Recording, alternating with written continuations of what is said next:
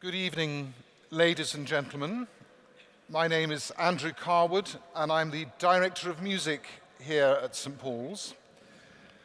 On behalf of the chapter and the whole cathedral community, it is a huge pleasure to welcome you to this magnificent space, a space which has been a home for prayer and praise, but also for debate, for argument and resolution. I'll introduce our speakers in a moment, but for those of you who've not been to one of these events before, let me explain a little bit about how it works. In a moment, Professor Helen Bond and Professor Joan Taylor will reflect on the emerging evidence that as many as half of Jesus' disciples were women, and what happened to the church and to us when their ministries were erased from history. Helen will speak first for 10 minutes, and then Joan, and then Helen will speak again, and then Joan will speak again. Don't worry, it will all make sense, and they will stop eventually. After that, we will take your questions. Now, if you have a question, please write it on the back of your program and hold it up to be collected.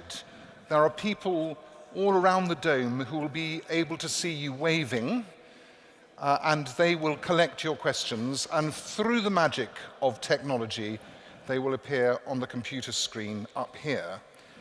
You are an important part of this evening. It is your questions which help us take the debate to the next level and on. So please don't be shy about putting your questions down. We're also taking questions via Twitter using the hashtag #FemaleDisciples. So that's the hashtag sign, #FemaleDisciples. And if you'd like to send your question through your mobile, just type in your question and include that hashtag #FemaleDisciples and we'll find it. Just two more practical things. If you didn't get a program on the way in, could you possibly put your hand up now? Because there are some images to which the speakers are referring. So it would be really good if you could see that. So everyone got a program with some images. Looks a bit like that. Brilliant. If you find you haven't got it, then just put your hand up. The other practical thing is you've just been listening to me speak in this wonderful but difficult building. If you are having trouble hearing, can I suggest that you move? Okay. Often, I realize there's quite a lot of you here, so we're slightly limited. Often moving by just one chair or two can make a difference, or being slightly closer to the speakers. There's one up there, there's another one up there, there's some behind you. But try not to sit there and not enjoy the evening because you can't hear. And again, if you need help, please do ask someone. Now, I need to get to the important bit, which is to introduce our speakers. Helen Bond is Professor in Christian Origins at the University of Edinburgh, and she has just been appointed head of the School of Divinity there, the first woman to hold that post in its 400-year history.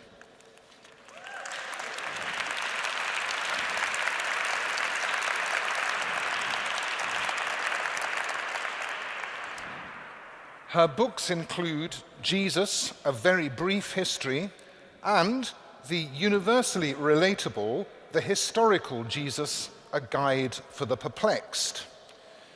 She's been the historical consultant on lots of documentaries, including the History Channel's miniseries The Bible and BBC One's The Nativity, to their great benefit and ours. Last winter, she led an afternoon for us here about the historical Jesus, and it was our best-selling study afternoon ever. I'm not sure you knew that. About as many people wanted to come to it as are here under the dome tonight. Sadly, I wasn't able to be there. I had some musical things to deal with. But I think most of that was about Jesus, or at least I hope so. But some of it was about her and her reputation as a great communicator. So we're really very delighted to welcome her back to St. Paul's this evening. Joan Taylor is Professor of Christian Origins at King's College, London. She is the author of What Did Jesus Look Like? Bit of a spoiler alert here. If you're into stained glass windows, he didn't look like that. She's also edited The Body in Biblical, Christian and Jewish Texts, and the very intriguing Jesus and Brian, exploring the historical Jesus and his times via Monty Python's Life of Brian. She was the historical consultant for the film Mary Magdalene, which came out earlier this year. If you haven't seen it, I do recommend it to you. It's really moving and a really beautiful film about Jesus' life and ministry. And together, these two wonderful people made the Channel 4 documentary Jesus, Female Disciples, shown earlier this year. If one of their goals was to get the early church into the news, they certainly succeeded. Even the Sun started to express interest. Widely viewed, widely reported, and much discussed, it was a really fascinating introduction into the whole subject of women's ministry and its roots in Jesus' own actions. Please don't forget about your questions. Make sure you contribute. It makes a real difference to us up here on the stage. Can I ask you now, please, to welcome both our speakers.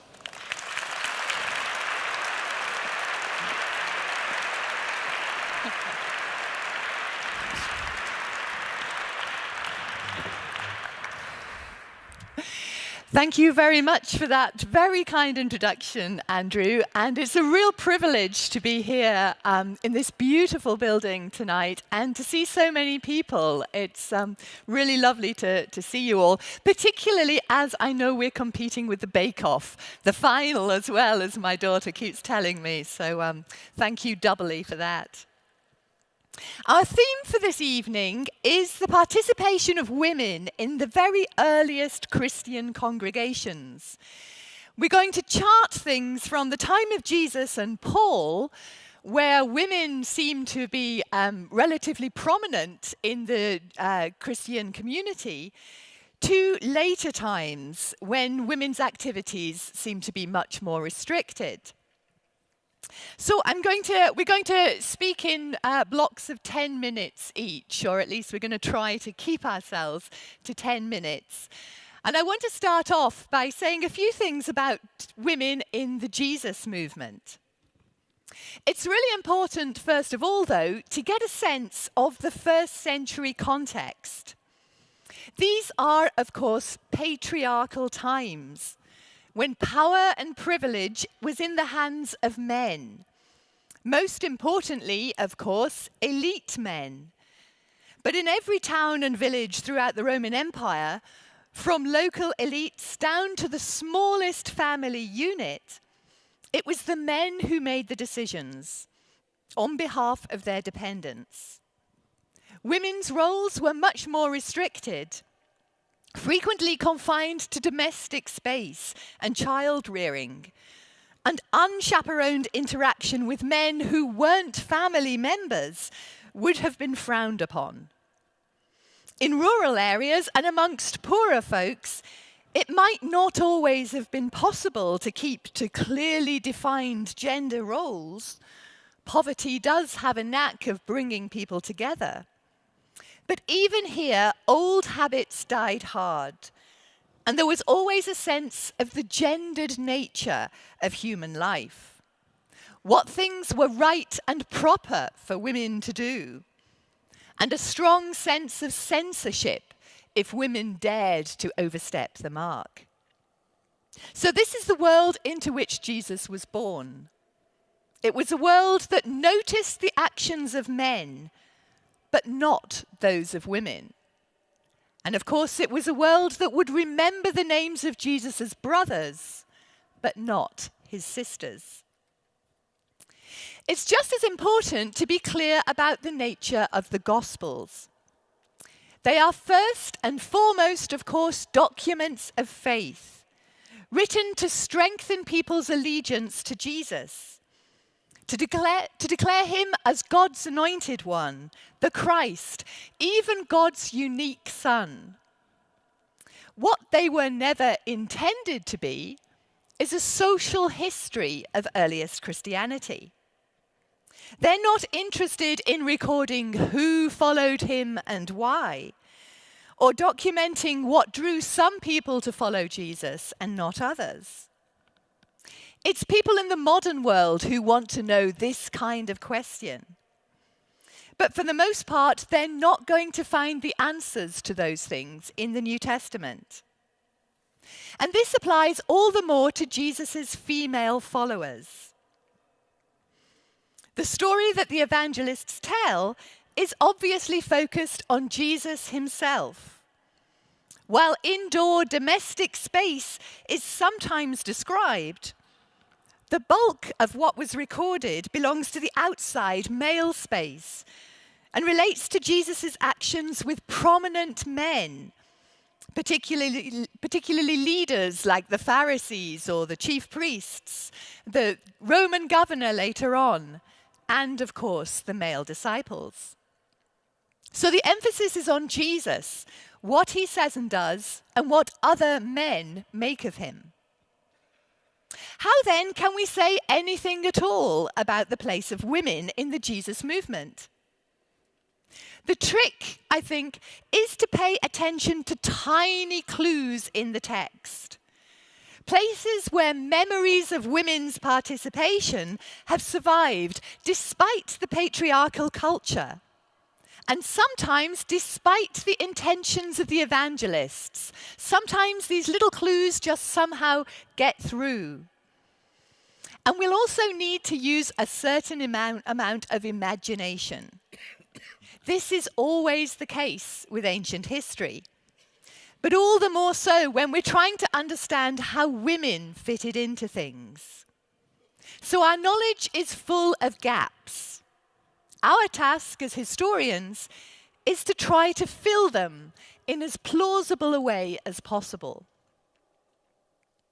So I want to start then with Jesus' disciples. I recently gave a series of talks at a local boys' school about Jesus' female followers. And I asked them about the disciples. They were all quite sure that Jesus had 12 male disciples, though I have to say they weren't too good at naming them. Most of them thought that Paul was one of the disciples, and one bright spark even thought the Emperor Augustus had been one of Jesus' disciples. But the fact that Jesus had 12 male disciples does seem to have been historically certain. They're mentioned in all of our earliest sources. And they also had a very specific purpose. The 12 represents the 12 tribes of Israel. In the time of Jesus, there were only 2 tribes left. 10 of them had been swept away by the Assyrians back in the 8th century. So by surrounding himself with 12 men, Jesus symbolically showed that Israel would be restored, that the land would be renewed, and that God this time would be in charge. Curiously, the list of 12 names is actually slightly different in each of the Gospels that lists them. I don't know if you'd noticed that. Towards the end, Matthew and Luke get a little bit fuzzy, as does Mark. So that suggests that the 12ness, the fact that there are 12, was more important than who actually made up the 12. And of course, as Christians moved out of a Jewish environment into the non-Jewish Gentile world, the symbolic value of 12 men became ever diminished. So Jesus did have 12 disciples, but this does not mean that that's all he had. And if we look in the Gospels, we find a few clues that suggest this is not the full story. Now, on your sheet, you've got a few texts. If you look at the back page, page 4, I think it is, you'll see the first clue, which is from Mark chapter 15. This is Mark 15, verses 40 to 41. Mark says, this is right at the very end of the story. Mark's told us everything about Jesus' story. Jesus is on the cross by this stage, so it's the next to last chapter. And Mark says, there were also women looking on from a distance. Among them were Mary Magdalene and Mary, the mother of James, the younger, and of Joses, and Salome. These used to follow him and provided for him when he was in Galilee. And there were many other women who had come up with him from Jerusalem. So this is right at the end, but we're told that there were many women and they'd come with Jesus right from Galilee. They were there during that Galilean ministry, and they've now come to Jerusalem with him. Some of these women are named, but there are clearly more women than that. And this is a large group of people who've come up with him. So what we're being asked to do now is to actually change that whole mental picture. Before, all we've been aware of is Jesus and the 12 men. Now suddenly we're told that there was actually a much larger gathering, that it included women too. And they're said to follow Jesus. This doesn't simply mean walking on behind, helping out where they could. But in Mark's gospel, following is a central term. That's what Jesus says to would-be disciples right at the beginning. Follow me. It's almost a technical term for discipleship. So men and women walking around together on the journey to Jerusalem might have raised a few eyebrows. But people probably thought that they looked as though they were a band of people on the way to a festival, maybe going to the Passover, the kind of thing that Luke seems to imagine when he talks about the 12-year-old Jesus going to Jerusalem with his family. It's possible, too, that quite a few of these women may have been relatives, perhaps related to Jesus or to some of the male disciples. Maybe wives and sisters. Church tradition, of course, links the Salome mentioned here with the mother of James and Joseph, and James and John, the sons of Zebedee. So for Mark, these women are going to be the link between Jesus on the cross, the burial of Jesus, and the empty tomb. All the men have gone away by this time. They've all deserted Jesus in the garden at the arrest. And so Mark has to use women as the link to say that the same Jesus who was crucified was the Jesus who was buried. The women went back to the same place and found the tomb empty. And if it wasn't for that, we would have known nothing at all about these women. It's simply because the men have all disappeared, and Mark now has to fall back on the female disciples. Now, the second clue comes from Luke 8, which is also on your sheet. This is Luke's version of that Markan story. He puts it a lot earlier. Now it's much earlier in his gospel when Jesus is still in Galilee. But he adds a few new ideas. He says, soon afterwards, he, Jesus, went on through cities and villages, proclaiming and bringing the good news of the kingdom of God. The 12 were with him, as well as some women who had been cured of evil spirits and infirmities. Mary, called Magdalene, from whom 7 demons had gone out, and Joanna, the wife of Herod's steward, Chusa, and Susanna, and many others, who provided for them out of their own resources. Here again we have some named women, including some of apparently high status. My favorite woman of Jesus's female followers is Joanna here, the wife of Chusa. Now, people say that Chusa is a Nabatean name, so he's an Arab, And maybe he's a slave. He's certainly the overseer of Herod's estates. But even if he is a slave, he's clearly of high rank. And so Joanna, as his wife, would also have been of high rank herself, or at least a respected member of the court. So it's intriguing to imagine what it would have been like for her to leave all of that behind and to join Jesus on the road, and also to think what the court gossips would have made of that. So here we are with the women following Jesus. Luke adds that extra information that they provided for them out of their own resources. This seems to be financial. They have money. They're relatively high status women, and they're following Jesus. So there's good evidence then that Jesus wasn't just accompanied by 12 male disciples, but that there are women there too. But given all I said earlier about this patriarchal culture where women are very much second-rate, why on earth would Jesus want women in his group? What was the point of having any female followers? Surely they were more trouble than they were worth. Well, perhaps not.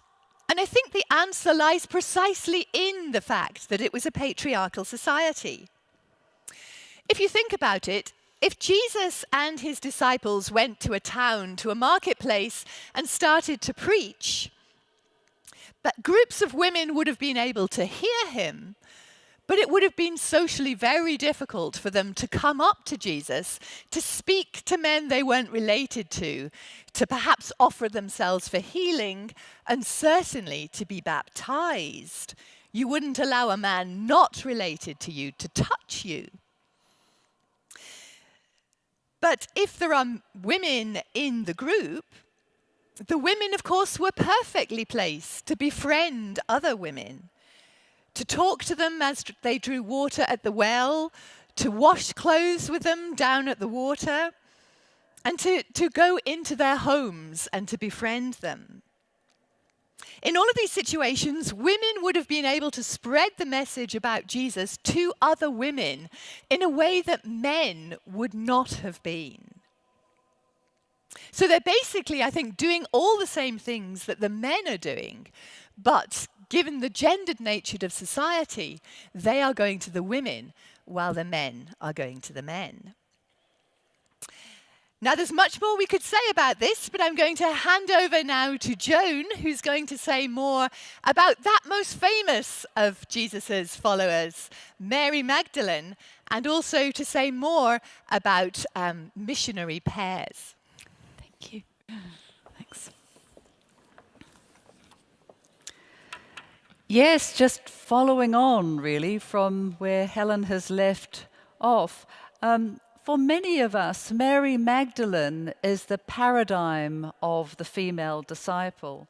And she's become so popular in contemporary culture that we almost see her as the key female disciple, and all the other ones fade into oblivion. She does, of course, have a very important place in all of the resurrection stories. But we need to move, as Helen said, to think of many other women. The word many is something that really resounds in this description of the female disciples of Jesus in Galilee. But Mary, of course, has captured the hearts of contemporary society, and people who are not within the church also find Mary absolutely fascinating. If you have seen Jesus Christ Superstar, you will know that she is Jesus' love interest. And if you've read Dan Brown, of course, there's all the story about Mary Magdalene as the wife of Jesus bearing his child. So this figure has captured the public imagination in all sorts of different ways. But if we're trying to get to the historical Mary Magdalene and think of her as a real person in Galilee, we've actually got very little information that we can use as historians to explore who she is. And of course in Luke, 8, we have mentioned that she was someone from whom 7 demons had gone out. But don't think by that there was anything particularly demonic about her.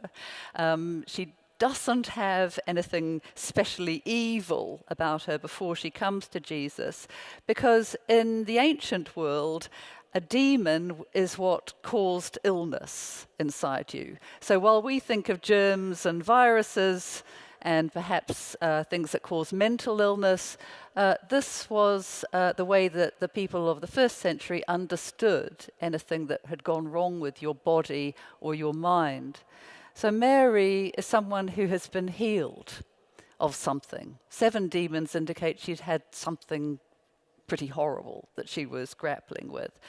But all of the other women apparently are especially taken by Jesus because they have also had some illness and infirmity and they have been healed by him. And that is their arrival in terms of feeling the call, really, to join the band of disciples.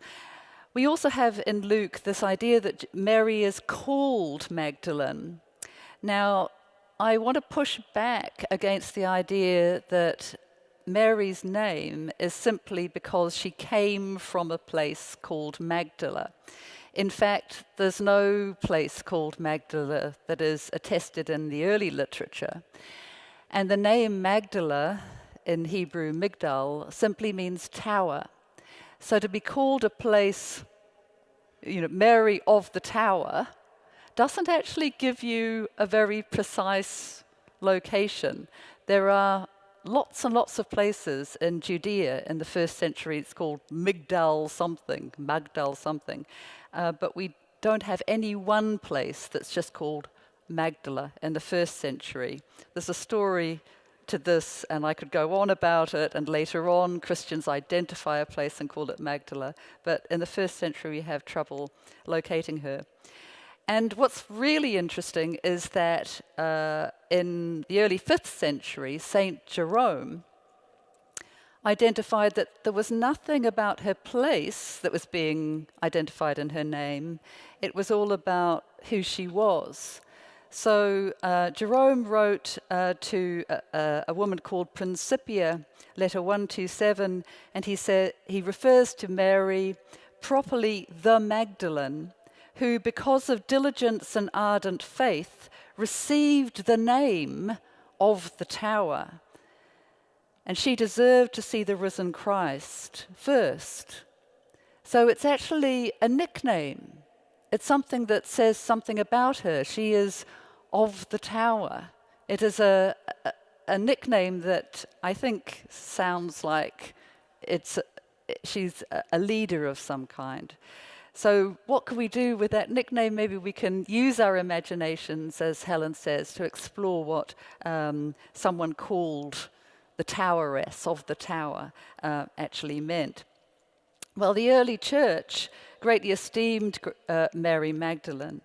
And in the Eastern Church, of course, she is a great saint, the leading female disciple of Jesus. She appears as one of the 12 in some early Christian texts that are not particularly mainstream, but she is a very important woman in the Pistis Sophia and other early Christian texts. So we've got Mary as someone quite singular in being a named woman, but we've also got this other a bunch of women who are named in both Mark and Luke particularly, and they appear also in the Gospel of John. Disciples like Mary and Martha. Mary Magdalene is important there in the Gospel of John.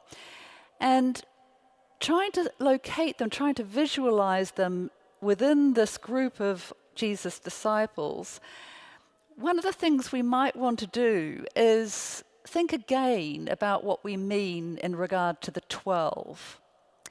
As Helen says, it's a symbolic concept, the 12 tribes of Israel. And we've got 12 named men, as also the tribes of Israel are named after 12 men.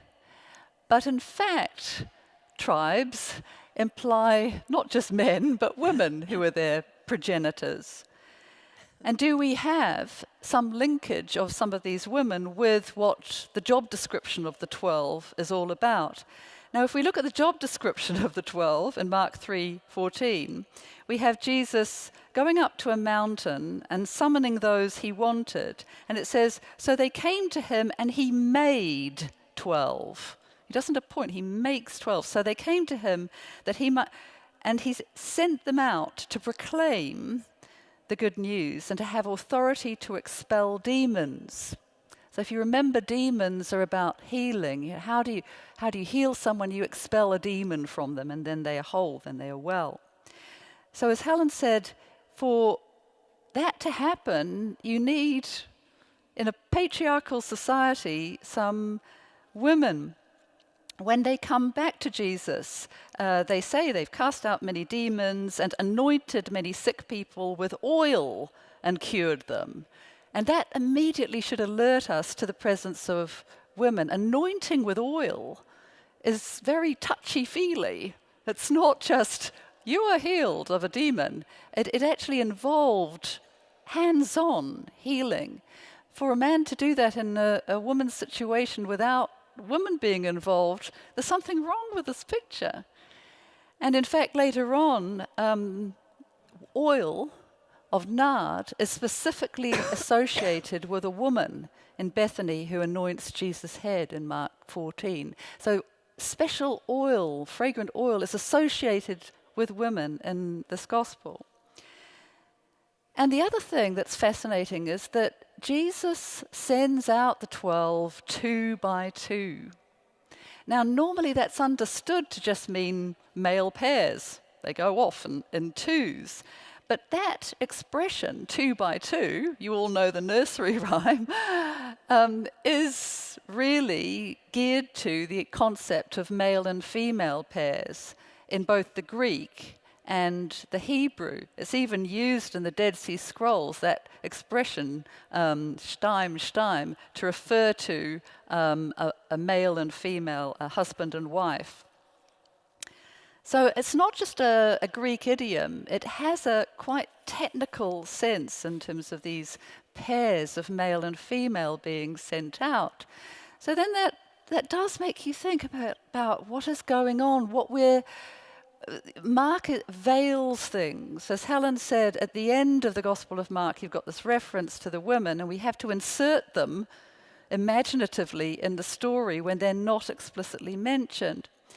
But if you look at this other passage, Mark 4:10-11 on your pamphlet, we've got these various references that are a little bit vague. And in this one, it just reads, when he was alone, those who were around him, along with the 12, asked him about the parables, and he said to them, to you has been given the secret of the kingdom of God, but for those outside, everything comes in parables. There's an insider group that is more than the 12. We mustn't imagine a kind of Jesus with his band of 12 merry men.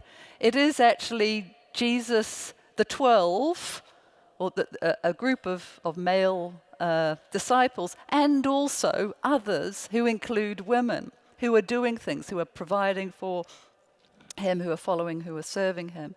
So we've got this broader group, and we can see it explicitly as including women in another passage in Mark 3:34-35, where Jesus looks at those sitting around him. He says, here are my mother and my siblings, for whoever does the will of God, they are my brother and my sister and my mother.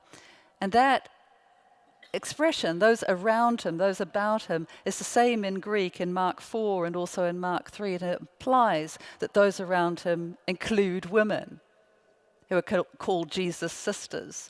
So as Helen says, we look at the readings closely, we unpick them, and we try and see where women are veiled in our texts. And as we do this, in fact, what happens is more and more women jump out.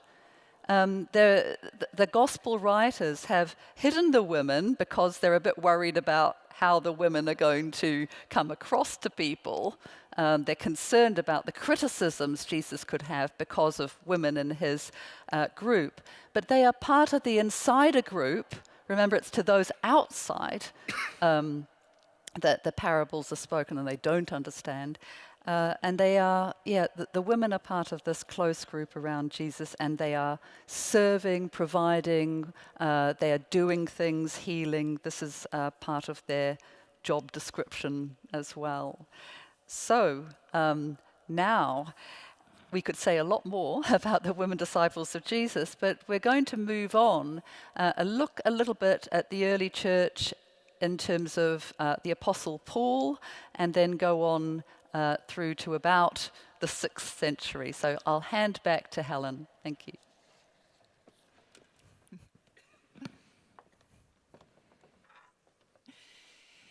Thanks, Joan.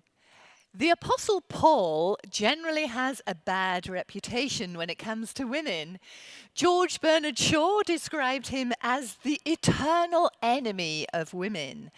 And for most people, he's simply seen as a misogynist. In many respects, though, this is unfounded. We need to make a distinction here between the genuine letters of Paul and those that came later on. Those that were written by disciples of Paul who believed that they were conveying the thoughts of Paul for a new generation. So the genuine letters, as they're usually identified by scholars, probably come from around the 50s CE. So they're very early and include letters like 1 Corinthians, Galatians, and Romans. Those written by later disciples, often known as pseudo-Paulines or Deutero-Paulines, come from the very late 1st century, possibly even early 2nd century, and include works like Ephesians and the Pastorals, 1 and 2 Timothy, Titus. Now, there are many differences between these two broad groups of letters, none more so, perhaps, than their attitude to women. So if we look at Paul's genuine letters first, there's actually nothing or very little in Paul's genuine letters that suggests that he's wanting to curtail the activities of women. In fact, quite the opposite. In 1 Corinthians 11, he talks about women prophesying in church. And he does say that they need to cover their heads, they need to have veils, but he accepts that they can prophesy. And I think the best insight to Paul's views on women comes from the final chapter of his letter to the Romans, chapter 16. Now, Romans, of course, was one of Paul's most important letters. He's writing to a church that he has not founded, and he's writing to explain his views in great depth. The final chapter of Romans, chapter 16, is largely a list of names of people that he knows there. A shout out, as my children would say, to all the people he knows in the Roman congregation. And he gives a little idea about their role. The whole point, of course, is that they can vouch for Paul. They can tell other members of the Roman church something about him. So the opening verses of Romans 16 are on your handout. So Romans 16, 1-4. He starts off by saying, I commend to you our sister Phoebe, a deacon of the church at Kentrii, so that you may welcome her in the Lord, as is fitting for the saints, and help her in whatever she may require from you. For she has been a benefactor of many, and of myself as well. Greet Prisca and Aquila, who work with me in Christ Jesus, and who risked their necks for my life, to whom not only I give thanks, but also all the churches of the Gentiles. Greet also the church that meets in their house. Now, this whole final chapter of Romans is a fascinating insight into the social world of an incredibly early Christian church. And amazingly, if you count up the number of names here, male names and female names, a third of the names here are female. So this is just a random selection of people that Paul knows in the Roman church, and a third of them are women. If we start with Phoebe, we learn that she's a deacon of the church and a benefactor of many. So deacon is clearly a high-ranking person, perhaps a leader, some kind of minister in this church. And the word benefactor here implies somebody with financial resources. She's some kind of patron of Paul and other people too. Now, this is one of the places where translation does matter. Older translations here tended to give a much more gendered version. They would say she was a deaconess in the church. And of course, that's important because in some modern congregations, deaconess is seen as a lesser role to deacon, and certainly a lesser role to a minister or a priest. She's also in these earlier translations described as a helper. Again, that's a very strange word, a very gendered, very female word. She's a helper. What does that mean? Almost anything. Whereas benefactor, which is actually what the word says, again, has that idea of being a patron, somebody much more important. But what's really important about Phoebe is that she is not one of the women in Rome, or one of the people in Rome that Paul is saying, giving his greetings to, but she is somebody who he's asking the people to welcome. She is actually taking the letter with her. So Paul is asking them to greet her and to make her welcome. And this is really amazing. This is the most important letter that Paul will ever write, and he gives it to a woman. She will not only take it to Rome, but she'll read it out. She'll explain it. She'll teach the contents of it to the Roman community. So this is a long way from the misogynist Paul that we're more used to. The second group of people here I want to look at are Prisca and Aquila. Now, Prisca here is female. Aquila, the husband, is male. But it's very unusual to put a woman's name first in the ancient world. We think nothing of it today, but to put the woman's name first suggested that she was much more important than her husband. Now, these two people seem to be one of the missionary pairs that Joan has been talking about. And we know about these two from other sources. We know they traveled around the Mediterranean preaching the new faith. In Acts, Prisca even teaches a prominent philosopher known as Apollos more about the Christian faith. We also hear here that they have a church meeting in their house. In the early days, of course, Christians didn't have any kind of buildings, and so they met one another in homes, in shops, in public spaces. And I think it's quite interesting to speculate. Again, all we can do is speculate and use our imagination. But what difference does it make when churches, where congregations are meeting in homes, in domestic spaces? And it seems to me to be no accident that many of these house churches are linked in the New Testament with women. So we have Chloe, for example, in 1 Corinthians 2, and several other women are mentioned in this particular passage in Romans. So what we have here in Paul then seems to be an extension of what we had in Jesus early on. The new movement is drawing on women's abilities as benefactors, teachers, and homeowners as it spreads throughout the Eastern Mediterranean. In many respects, this shouldn't surprise us.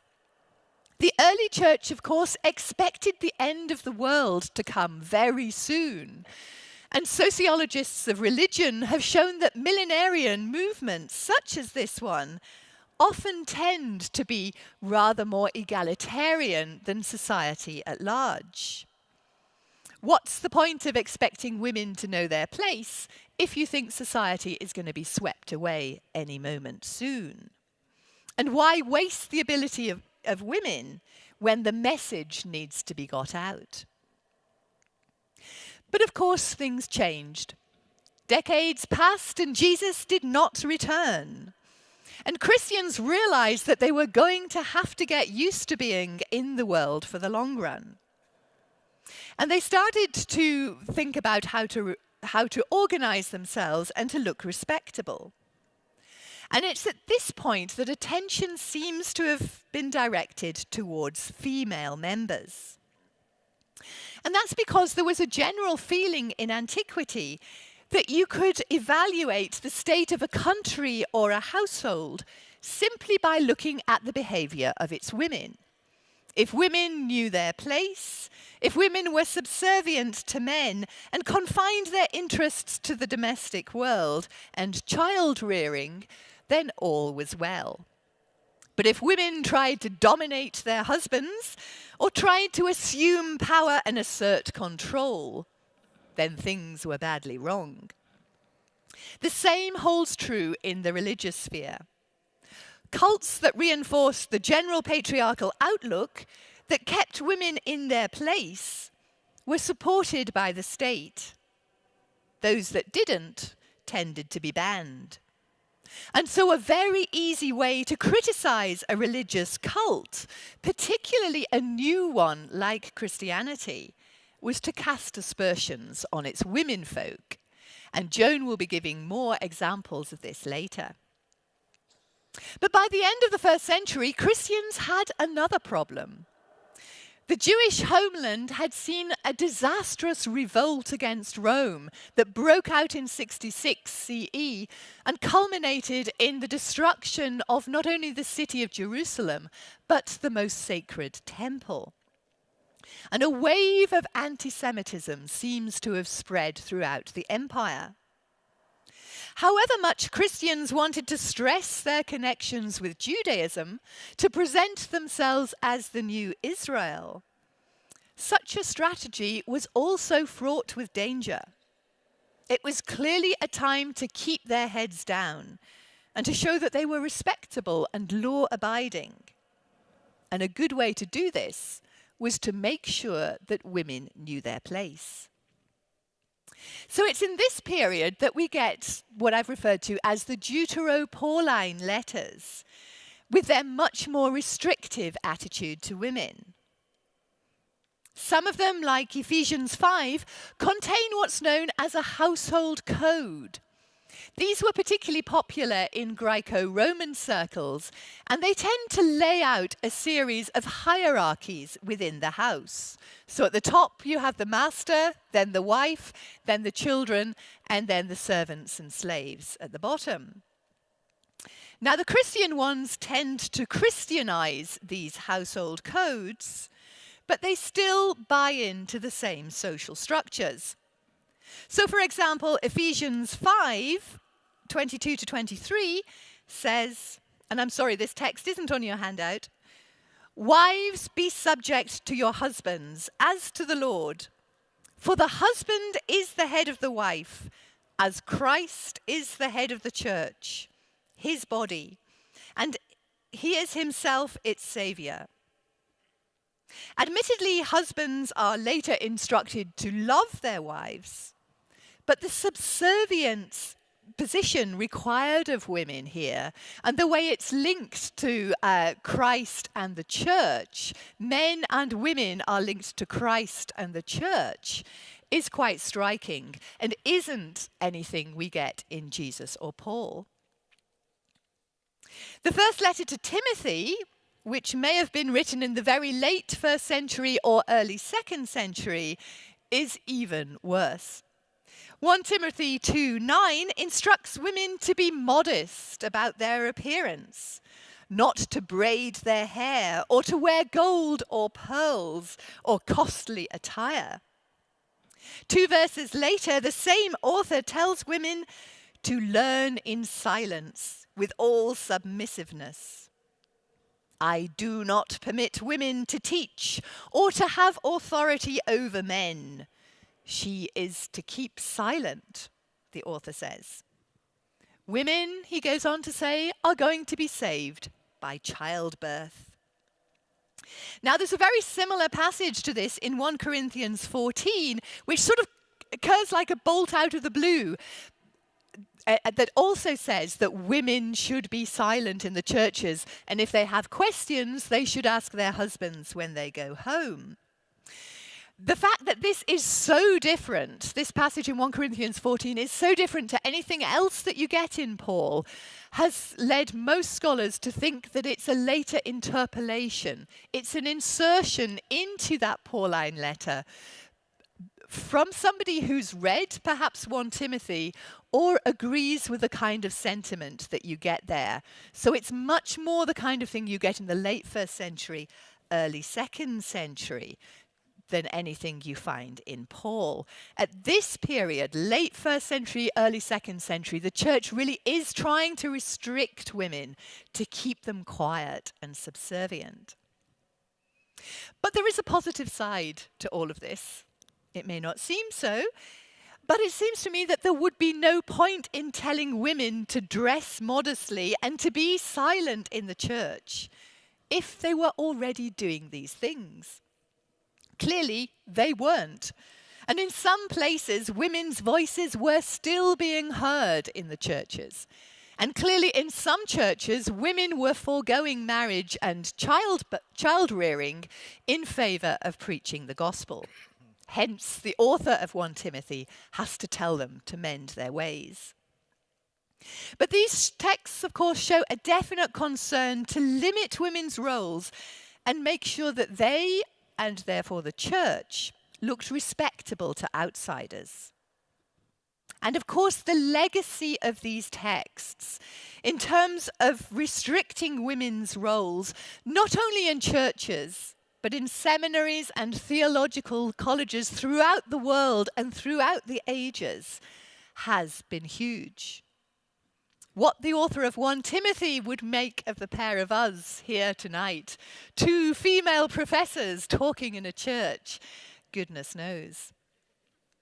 So we've already come a long way from Galilee, and I'm going to pass over to Joan now to continue the story. Thank you. Yes, it's a long and not particularly happy story now. In the 2nd century, there was not only the Deutero-Pauline letters being read and the pastoral epistles, but there were many aspects of the church. The church was an enormously diverse organism. And the more we study the 2nd century material, the more we realize that as the seed of the story of Jesus was planted in all these different places around the Mediterranean world and through the Eastern world as well, different types of Christianities sprung up. But what is really extraordinary is if you look across the board at all these different types of Christianity that you can see, whether they're Marcionites or Gnostics that esteem Mary Magdalene or Montanists, what is quite consistent is that there are very prominent female leaders in a lot of these different Christianities.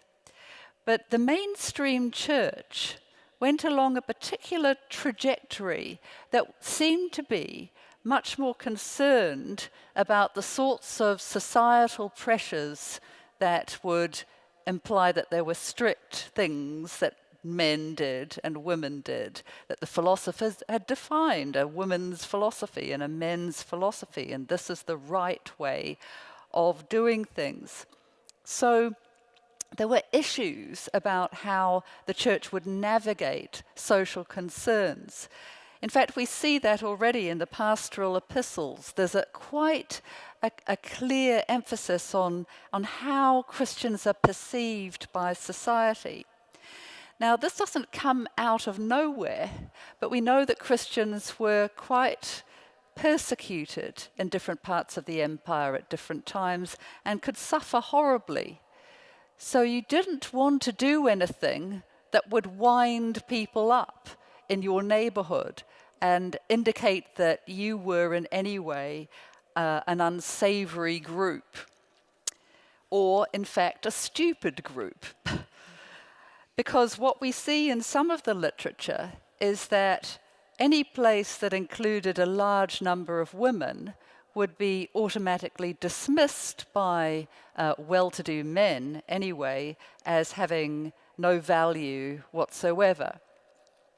And we can see this in one of the texts that we haven't given you tonight. It's quite a long text by a philosopher called Celsus, in the middle of the 2nd century, writing against Christians. He's very bothered by Christians. There are too many of them, and they're so wrong in so many different ways.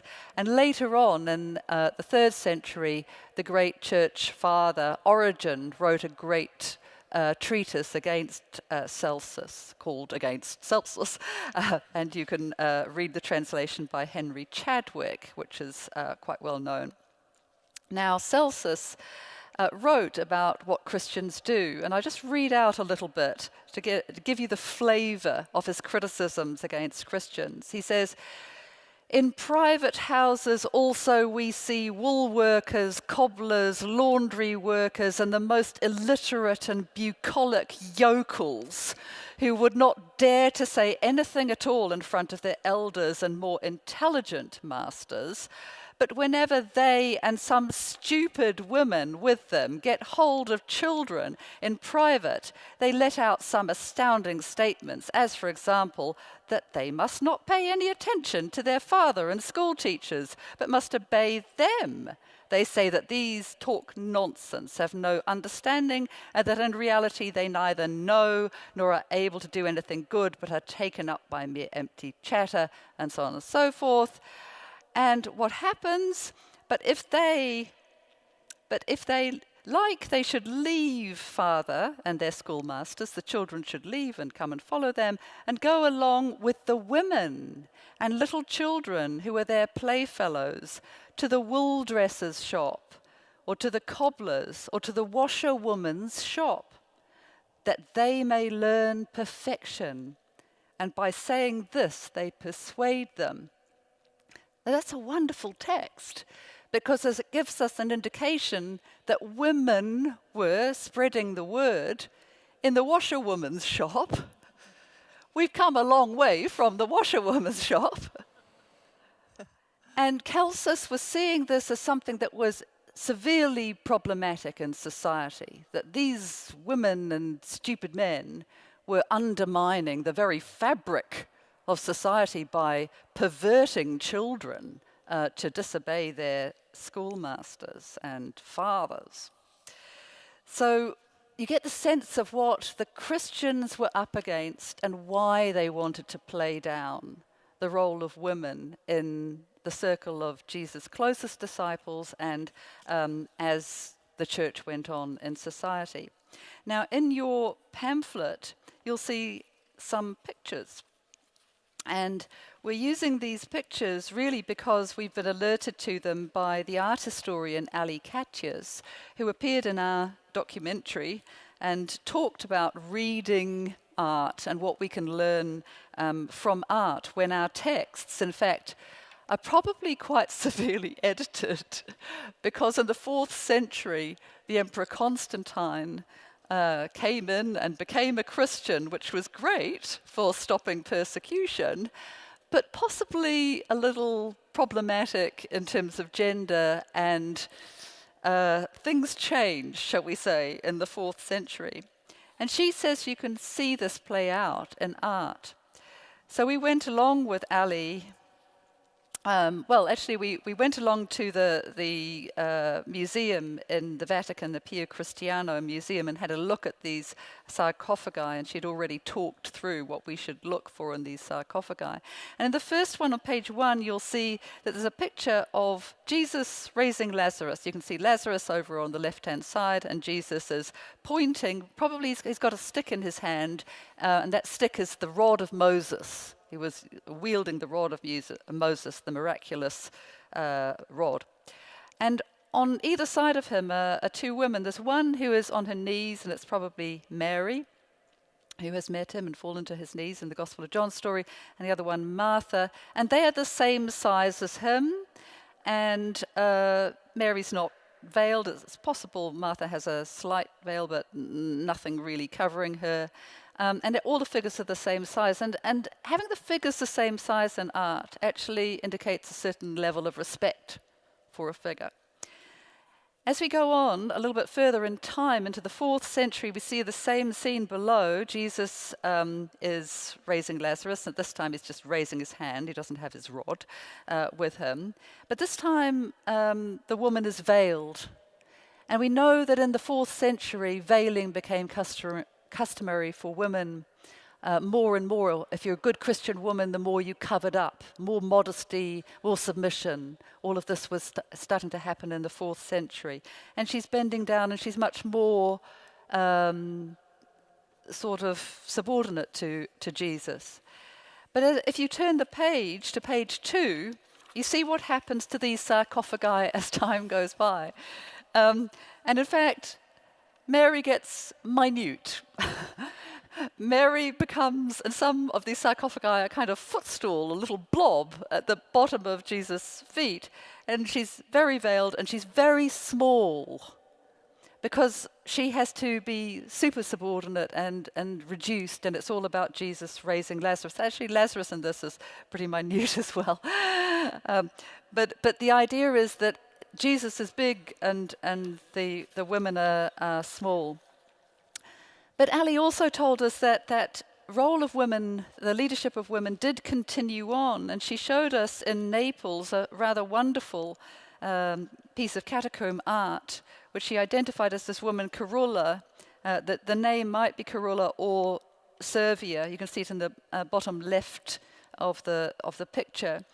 And what she said was that the woman is actually leading worship, and she is someone with the Alpha and Omega of Christ above her, and she's got the Gospels opened out on either side of her, and she is authoritatively praying and leading worship, and it's likely that she is a bishop, and there are even indications that there were female bishops in this area of Italy at that time that the church was trying to stamp out. So the survival keeps on going through to the 6th century and possibly beyond. There's all sorts of other art that might indicate that women's leadership continues. But the question is, I suppose, at the end, how do we restore it? How do we restore the voices of women that even at the beginning of the Gospels, they weren't truly recorded for all sorts of very good reasons? They were veiled in the Gospels. They get veiled over the course of time. How do we restore those women so that we can respectfully bring them back into our consciousness in our faith communities today? Thank you.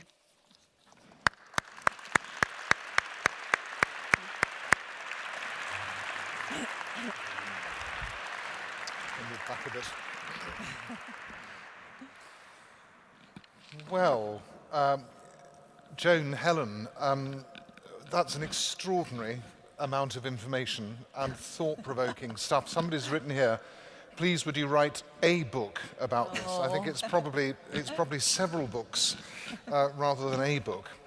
Thank you for your questions. If you do have any, please, there's one here I just see, please do indicate to them. I want to start with one of the things which has come through, which is asking if other itinerant preachers in Judea around the same time had female followers, or is it uniquely a Jesus thing? Have we got any evidence? I might go to Helen first, seeing as you just to let you catch your breath. Is it uniquely a Jesus thing, or do we have any evidence otherwise? I think the problem is lack of evidence in most cases. Joan is an expert on John the Baptist, so I'm slightly hesitant to talk about him, but he certainly seemed to have got, a range of people, men and women, in terms of coming out to be baptized. And the historian Josephus tells us about various other sort of religious leaders who again attracted men and women, and they were specifically told there were men and women. But in terms of having disciples, I'm not sure that the evidence is there for Judea, but Joan could say more about the therapeutai in Egypt. Yeah, there are Jewish women who are students of teachers, and we find them in Alexandria in Egypt. There's a group, as Helen said, called the Therapeutai that I have particularly written about, and the author Philo of Alexandria, who is a contemporary of Jesus in the 1st century, he writes a treatise all about this group where there are not only men but also women gathering together in this community, and they are participating and they are composing music and they are learning, and they are very much on the same page as the men. And in fact, Eusebius, the early 4th century church historian, said, they're Christians. That's what we do. So he recognized something about the fact that there were men and women in worship together as being, at that time, very, very Christian. But yes, there were women who could be disciples, but it tended to be high up, well-to-do women who were educated. Mm-hmm. Great. And I just want to pick up on something you said about the picture of Serra or Servia, because one of the questions that has also come in is there evidence, because you referred to this, is there evidence, I'll stay with you, Joan, for a moment, that women led churches and presided at the Eucharist? Because that image seems to suggest something of that sort.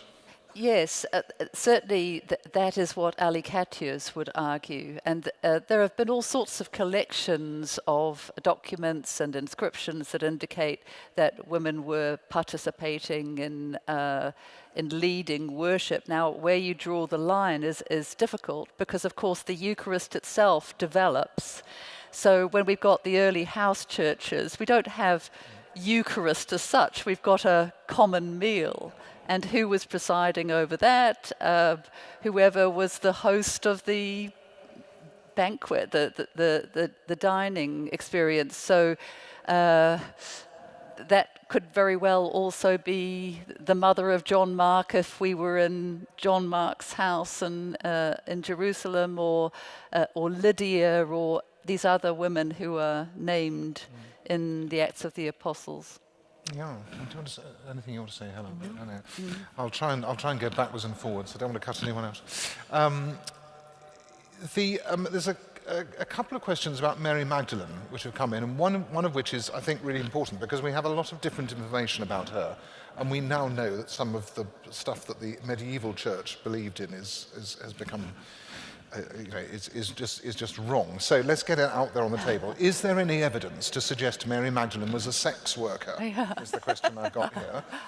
I skipped over that and concentrated on the Eastern Orthodox tradition, which doesn't do this. But Pope Gregory in the 6th century thought that she was the repentant fallen woman in the Gospel of Luke that came in and wiped Jesus' feet with her tears and her hair, and it was all about a conflation of different women. What we do often find in church tradition is they just mash all the different women together. So instead of many women, you just kind of get this conglomeration. And I think it was also a way of reducing Mary Magdalene a bit so that she was no longer a prominent female disciple in the Western church like she was in the Eastern church. Yes, certainly some of the plain song hymns in her honor managed to cram absolutely every story into 7 verses. Just sticking with Mary Magdalene, is there a chance that the fact that you said that she's captured our imagination so much, do you think she's held back the other female figures in the story? Is it possible? That's an interesting idea. I think perhaps still we want to, because we have precious little information about any of these characters, that if we can broaden Mary Magdalene and give her more of a character, then she shines out. But the other women are still very shadowy. As Helen said, we have to really work on trying to think what Joanna's life was really like. Mm-hmm. And I think it's significant too that we have the two best known women are Mary Magdalene and Mary, the mother of Jesus. And between them, they have sort of the two options open to women, to being a virgin or being a whore. And, in sort of patriarchal times, that seems to be the two ways that you see women. And so I think to some extent it is right that people have stopped seeing other women there because they've got these two sort of options there, which seem to sort of express all you need to know about women. Yes. No, I think that's absolutely right. One of the things that occurred to me, and it's picked up on a question which has come in here, that of course when the early fathers decided what was going to be in the Bible, which books are actually going to be there, do you think there was any sense that they were repressing any information about women? And the question which has come from the floor, which I must say, is did any of Jesus' women disciples write anything? And if they did, was it suppressed? Well, Hebrews was traditionally written by Prisca. At least that's one of the options. Yeah. There's always stories about repressing and all of this. I think, generally speaking, the books that made it in the canon were the ones that most people thought were most useful. And it was, I think, largely a ground-up thing. So the 4 Gospels that we now know as canonical were genuinely the ones that most people found useful. But I think there may well have been some element of, particularly these ones that were on the sort of the Gnostic fringes, some of these certainly were perhaps repressed, although I'm not really convinced that they were as popular as some people might like to suggest. Yes, there's all sorts of mysteries about our writings, and there's the line, anonymous was a woman. So a lot of our early Christian texts are anonymous, so we don't know really what was happening in terms of women's authorship. We have beautiful images from Pompeii of women holding style and having their wax tablets, and women, particularly upper class women, could read and write, so they could also author texts. What kind of texts they authored, there was an understanding in the 1980s and 90s. People thought maybe some of the apocryphal acts were written by women, but it becomes very speculative. How do you tell if a text is written by a woman?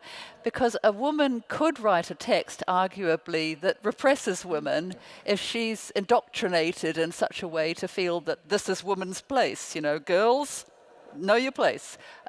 We know that sort of thing happens. So it doesn't necessarily mean that a liberated text is written by a woman and a non-liberated text is written by a man.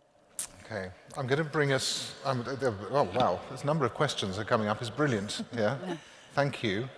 I'm going to come into the modern world a bit here, and they're difficult. Some of these questions. First one is very short.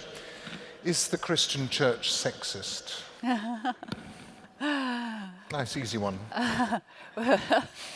Well, it's impossible to answer because it depends where you are, and different faith communities are at different places in terms of issues of gender.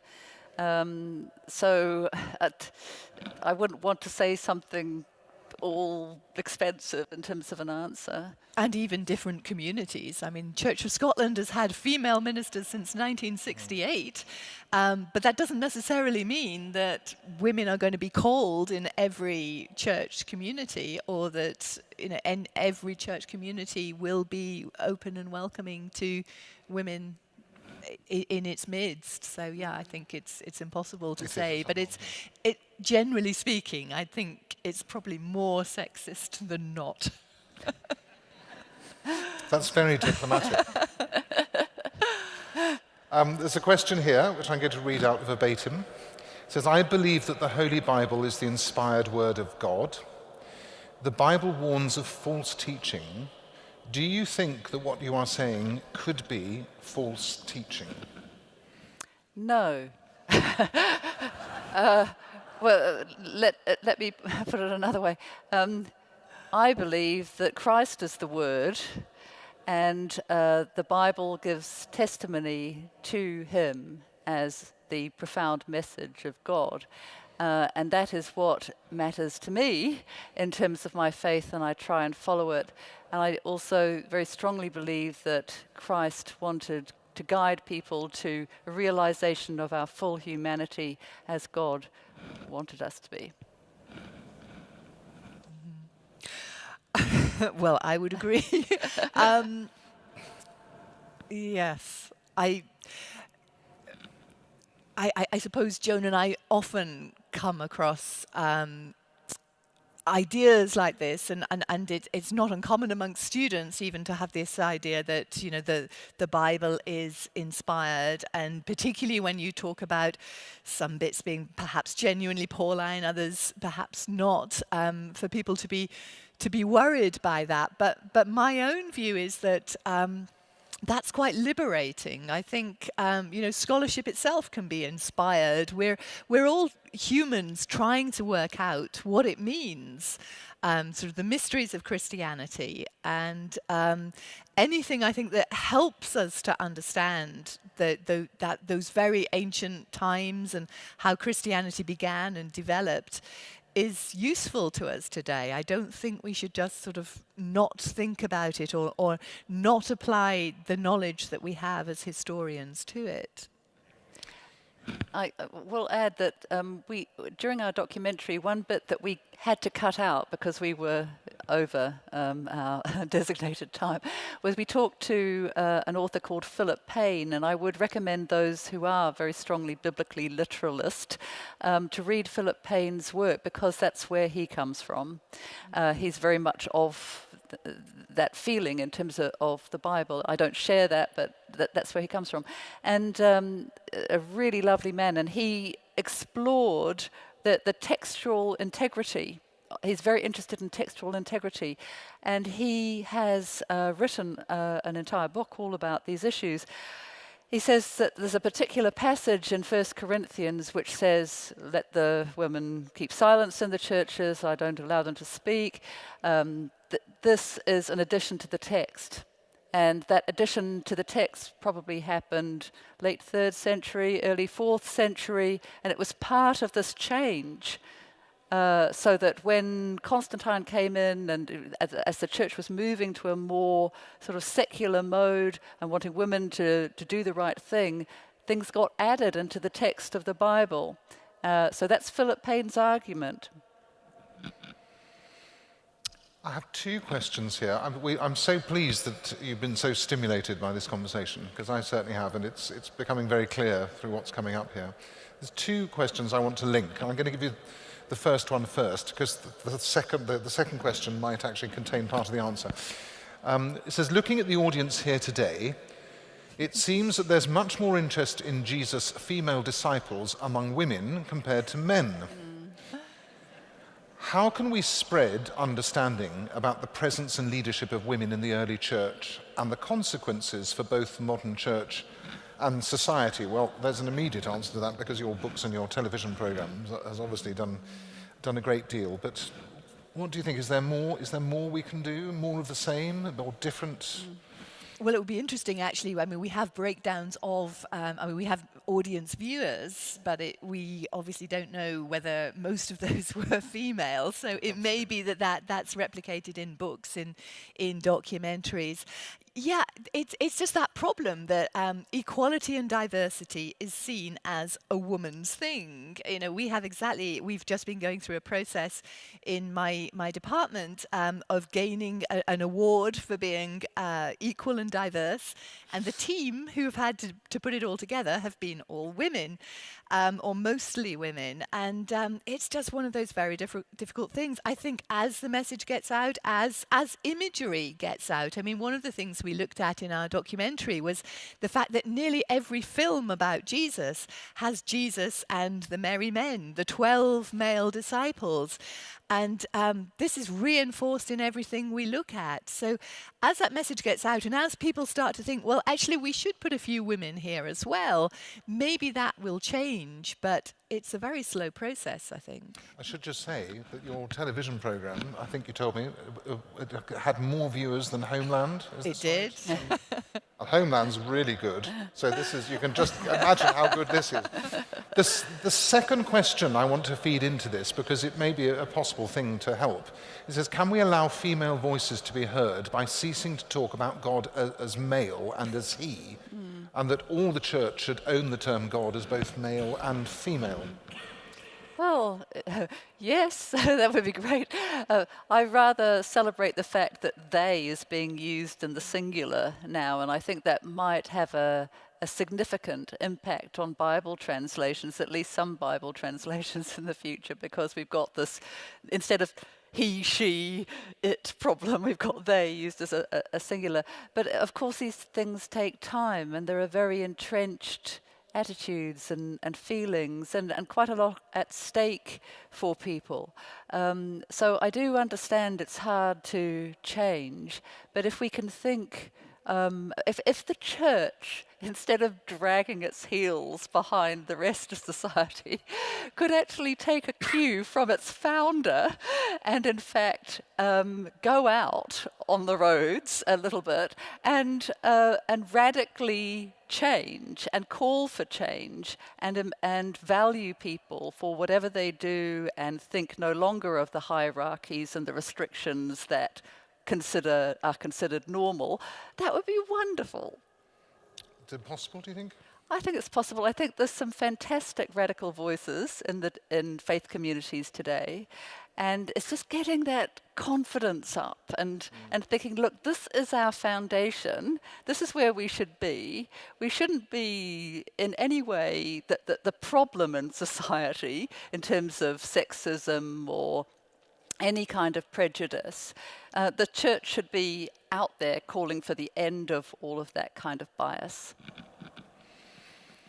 There's another difficult one here, I think.